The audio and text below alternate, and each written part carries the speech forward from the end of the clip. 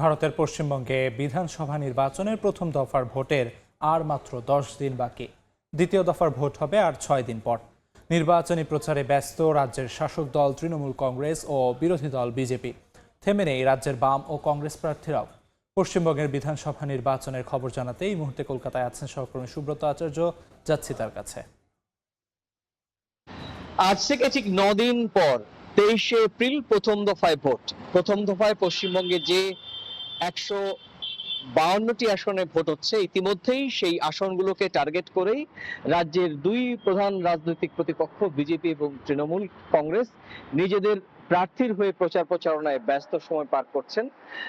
এদিকে বিজেপির প্রার্থীদের হয়ে প্রধানমন্ত্রী নরেন্দ্র মোদী আর তৃণমূল কংগ্রেসের প্রার্থী হয়ে মুখ্যমন্ত্রী মমতা বন্দ্যোপাধ্যায়। আপনি জানেন যে এই রাজ্যে মোট আসন সংখ্যা 294।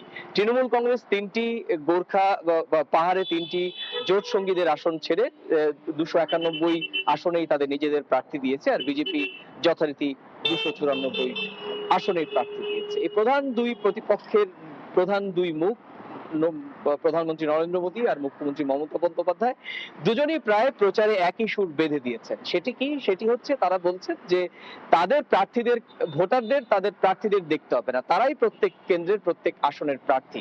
গতকালকে আমরা দেখেছি শিলিগুড়িতে, কেওড়াখালীতে প্রধানমন্ত্রী নরেন্দ্র মোদী তার যে স্বভাবসুলভ ভঙ্গি, যেভাবে তিনি যেভাবে তিনি তার দলীয় প্রচার করছেন, নির্বাচনে বিজেপির পক্ষে সওয়াল করছেন, ঠিক সেরকম ভাবেই তিনি কিন্তু বলেছেন যে প্রত্যেক প্রার্থী কে দাঁড়িয়েছে, মোদী আমি দাঁড়িয়েছি। এছাড়া আপনি জানেন যে মোদীর 6 গ্যারান্টি এবং এর আগে যে 15টি তাদের সংকল্পপত্র অর্থাৎ নির্বাচনী ইশতেহার, সেই সমস্ত বিষয়েও কথা বলেছেন।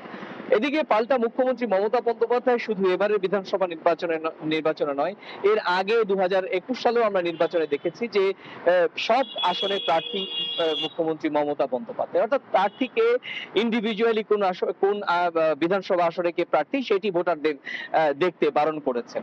এবার আসি নির্বাচনের এই 9 দিন আগে নির্বাচনের দুই প্রতিপক্ষ রাজনৈতিক যে যুযুধান, দুই প্রতিপক্ষ শিবির, তাদের নির্বাচনী প্রচারণায় কি এলো। আপনি জানেন যে নির্বাচনে প্রধান দুই প্রতিপক্ষের কাছেই হচ্ছে নির্বাচনে দুটো ইস্যু, এক অনুপ্রবেশকারী এবং দুই ভোটার তালিকা নিবিড় সংশোধনী এসআইআর। এবং আপনি জানেন যে 91 লক্ষ কাছাকাছি এই শেষবার গেলবারের যে নির্বাচন লোকসভা বা তার আগের বিধানসভা নির্বাচন 2021 সালে বিধানসভা নির্বাচন, সেই তুলনায় এই চলতি ভোটার নিবিড় সংশোধনী প্রক্রিয়া এসআইআর এ প্রায় 91 লক্ষ ভোটারের নাম বাদ গিয়েছে। এর আগে খসড়া তালিকা যখন 28 ফেব্রুয়ারি হয় তখনই 58 লক্ষের নাম বাদ গিয়েছে এবং পরে কিন্তু আমরা দেখেছি প্রায় 66 লক্ষ নাম, সেই নাম নেই।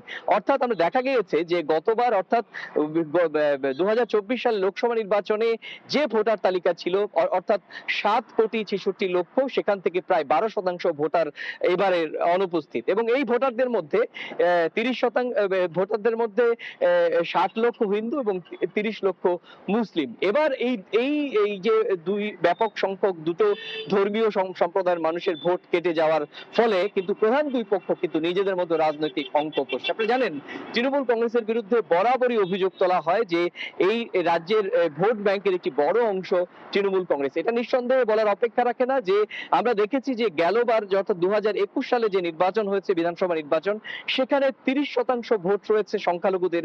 এরকমটি প্রায় 80টি আসন তৃণমূল কংগ্রেস জিতেছে এবং শুধু তাই নয়, 20% ভোট রয়েছে মুসলিমদের, সেরকমটি প্রায় 111টি আসন কিন্তু তৃণমূল কংগ্রেসের ঝুলিতে গিয়েছে। এবং সব মিলিয়েই 213টি আসনের মধ্যে কিন্তু একটা বড় সংখ্যক আসন যেখানে ভোটের যে অঙ্ক, সেই অঙ্ক যদি আমরা বিশ্লেষণ করি তাহলে মুসলিম সংখ্যা কিন্তু এই ভোটের বাক্সে প্রভাব ফেলেছিল। বিজেপির একেবারে নিজস্ব শিবিরে অন্দরমহলে রয়েছে, তারা খুশি যে তৃণমূল কংগ্রেসের ভোট ব্যাংক মুসলিম ভোটারদের অনেক নাম কেটে গিয়েছে, সুতরাং এবার তাদের জয় নিশ্চিত।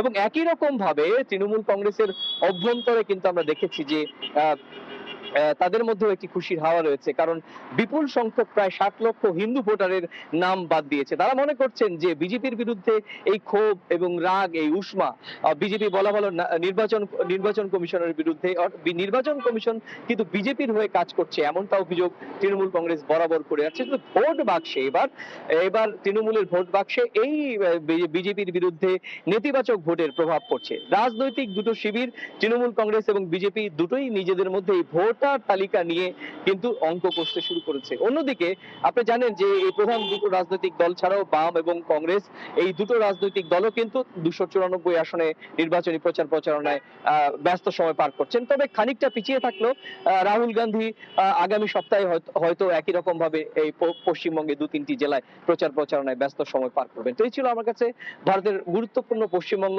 রাজ্যের যে বিধানসভা নির্বাচন, তার আগে আমার কাছে থাকা সমস্ত রাজনৈতিক হিসেব নিকেশের এই পর্যন্ত ছিল শেষ তথ্য। কলকাতা থেকে সবশেষ খবরাখবর জানাচ্ছিলেন সহকর্মী সুব্রত আচার্য।